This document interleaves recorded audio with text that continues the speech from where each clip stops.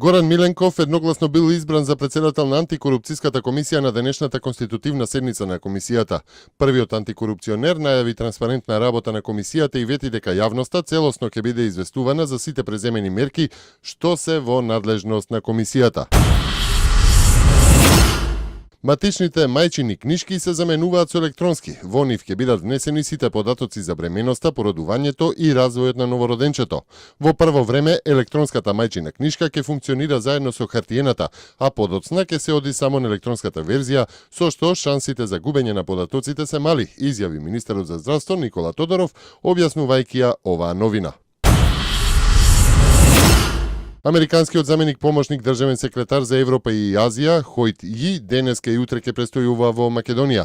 Предвидено е за време на дводневната поседа тој да се сретне со премиерот Никола Груевски, со шефот на дипломатијата Никола Поповски и со народниот правобранител Иџет Мемети. Се очекува гостинот од САД да има средби и со лидерите на опозицијската СДСМ Зоран Заев и на ДУИ Али Ахмети, како и со представници на граѓанскиот сектор. Не постои концепт со кој би се разнебитила државата, особено не оној кој опозицијата го презентира со низините така наречени бомби. Затоа бидете спокојни и без грижа. Македонија е и ќе биде стабилна држава со стабилизирана и просперитетна економија, порача вице-премиерот за економски прашања Владимир Пешевски од вчерашната трибина на ВМРО ДПМНЕ одржана во Свети Николе. Не е вистинското решение да се монополизира вистината, што е намера на лидерот на опозицијата подпомогнат со странски тајни служби во уривање на основните државни вредности за да дојде на власт.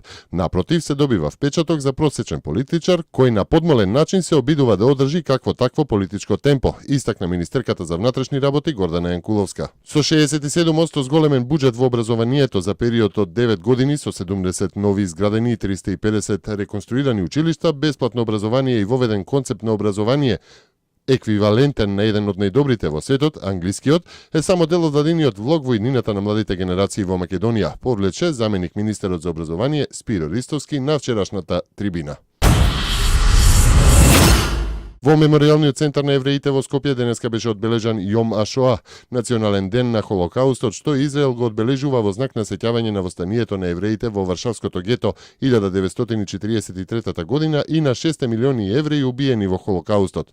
Во овие турбулентни времиња во кои сме сведоци на повторно оживување на нацистички идеи во срцето на Европа, ние во Македонија преку разни форми на едукација исплотени со заедничката идеја за живот со љубов и без омраза, нема да дозволиме да се заборави на неголемиот злотвор во човековото постоење, порача Пепо Леви, председател на управниот одбор на Фондот на Холокаустот на евреите во Македонија.